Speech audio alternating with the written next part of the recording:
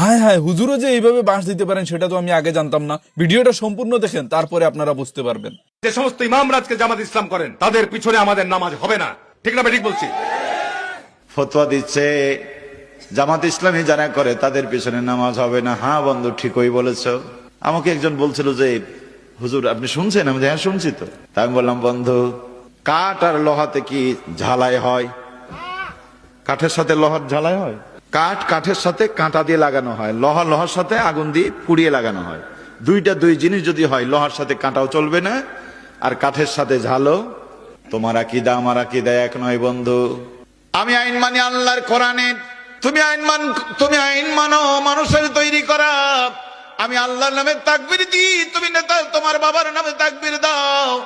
আমি আমার নেতা বিশ্বনবীর আদর্শ কায়েমের চেষ্টা করি, তুমি তো তোমার দাদা বাবাদের আইন বাস্তবায়ন করার চেষ্টা করো। অতএব তোমার নীতি আদর্শ এক, আমার নীতি আদর্শ এক, দুই নীতি একসাথে চলতে পারে না। অতএব তোমার কথাই ঠিক।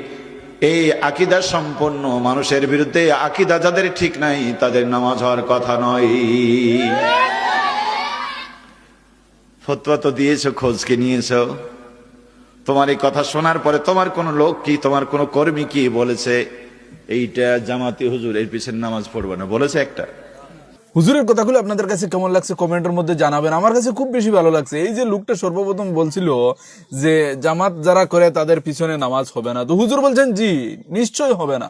কারণ হলো তুমি তোমার নেতাকে প্রভু মানো, তুমি তোমার নেতাকে মোটামুটি নেতার আইন মানো, নেতার বানানো আইন মানো, বাপদাদার আইন মানো। আর আমি আল্লাহ পাক রব্বুল আলামিনকে বিশ্বাস করি, আমি আল্লাহ পাক রব্বুল আলামিনের আইন মানি।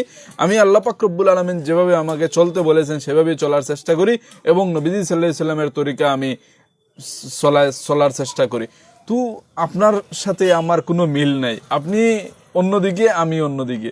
আপনি আপনার নেতার বক্ত, মানে বেশি বলা যায় না কারণ কমিউনিটি উল্লঙ্ঘন হয়ে যায়, সেজন্য ডাইরেক্ট একটা কথা বলি, যারা আল্লাহ পাক রব্বুল আলামিনের উপর বিশ্বাস মানে আছেন, আল্লাহ পাক রব্বুল আলামিন মানেন কিন্তু আইনটা মানেন না, আল্লাহ পাক রব্বুল আলামিন যেভাবে বলছেন সেটাকে উল্লঙ্ঘন করে নিজে আইন তৈরি করে নিজের আইনে চলার চেষ্টা করেন, তাদের আর অন্যদের মাঝে পার্থক্যটা কি ভাই? হুজুরদের মধ্যে অনেক পার্থক্য আছে, মুসলমানদের মধ্যে অনেক পার্থক্য আছে ভাই। কারণ তারা নিজের আইন বানায় আর আমরা আল্লাহ পাক রব্বুল আলামিনের আইনে চলি, সেটাই হলো বড় কথা ভাই। সেজন্য ভিডিওটা ভালো লাগলে লাইক করে শেয়ার করবেন, কমেন্টের মধ্যে জানাবেন কেমন লাগছে। আসসালামু আলাইকুম।